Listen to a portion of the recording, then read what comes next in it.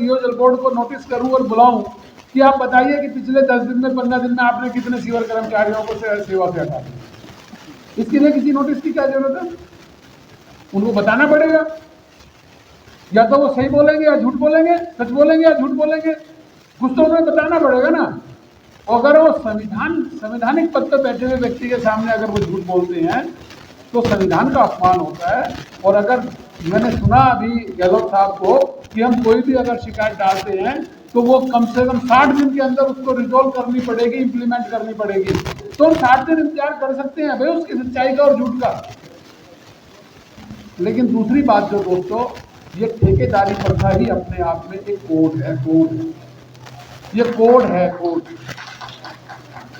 ये ठेकेदारी प्रथा हमें खा रही है, अंदर ही अंदर खा रही है, हमारे वर्किंग क्लास को खा रही है, हमारे मजदूर वर्ग को खा रही है, हमारे परिवारों को खा रही है, हमारे समाज को खा रही है। आप देखिए कि पहले इसलिए संघर्ष किया जाता था कि हमें परमानेंट नौकरी करो, परमानेंट करो। हमें मस्ट्रोल पे जब जल बोर्ड में लोग काम करते थे तो उनको ये संघर्ष होता था कि मस्ट्रोल के कर्मचारियों को परमानेंट करो। आज ये संघर्ष आ गया कि ठेकेदार के हटाए हुए कर्मचारियों को ठेकेदारी पे वापस लो। कितना बड़ा परिवर्तन आया है इस संघर्ष में। ये सरकार की नीतियों के कारण आया है, ये सरकार की नीतियों के कारण आया है। आज सरकारें भी हमें मंदिर मस्जिद, हमें जाति, हमें धर्म, हमें हिंदू, हमें मुसलमान, इन चीजों पे सरकार बांटती है और हमें कोई भी सरकार ये नहीं कहती कि हम दिल्ली जल बोर्ड के ठेका कर्मचारियों को परमानेंट कर देंगे या हम दिल्ली जल बोर्ड में खाली पदों को भर देंगे। पहले दिल्ली जल बोर्ड में, जब मैं जल बोर्ड में आया था, मैं जल बोर्ड का कर्मचारी रहा हूँ, मैं अभी रिटायर हुआ हूँ लेकिन कर्मचारी रहा हूँ। 35,000 कर्मचारी हुआ करते थे जल बोर्ड में, कभी 35,000।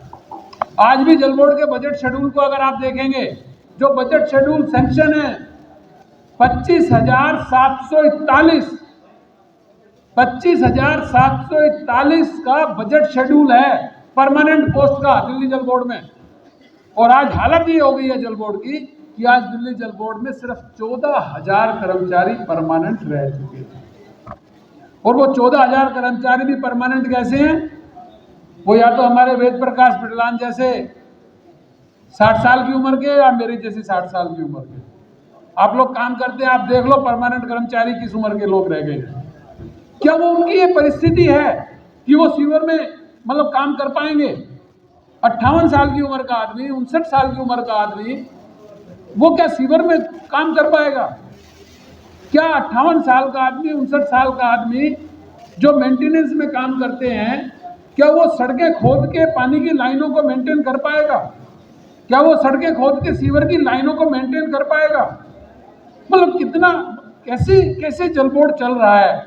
और दिल्ली शहर के अंदर आज दिल्ली की जनसंख्या लगभग 2 करोड़ है, 2 अरब, लगभग 2 करोड़ है।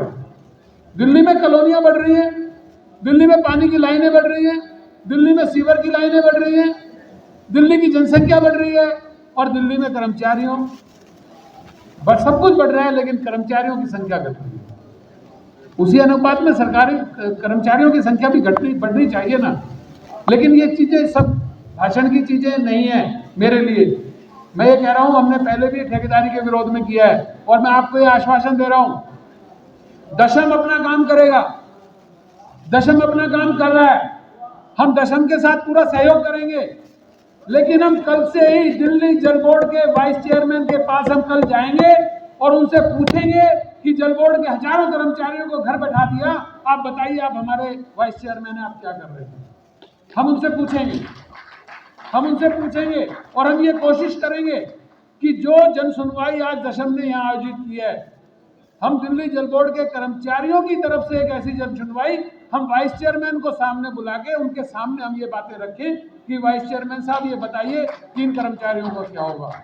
और अगर वो नहीं सुनेंगे, जैसे कहा ना अभी कॉलिन साहब ने कि केजरीवाल मेरे मित्र हैं लेकिन मेरी नहीं सुनते, आतिशी मेरे मित्र हैं नहीं सुनते हैं, वाइस चेयरमैन भी हमारे सोमनाथ भारती जी हैं, हो सकता है वो ना सुने, लेकिन अगर वो नहीं सुनेंगे तो हम आपसे ये प्रॉमिस करते हैं, वादा करते हैं कि 15 दिन के अंदर दिल्ली जल बोर्ड के गेट के ऊपर धरना और प्रदर्शन करेंगे और आपकी आवाज को उठाएंगे।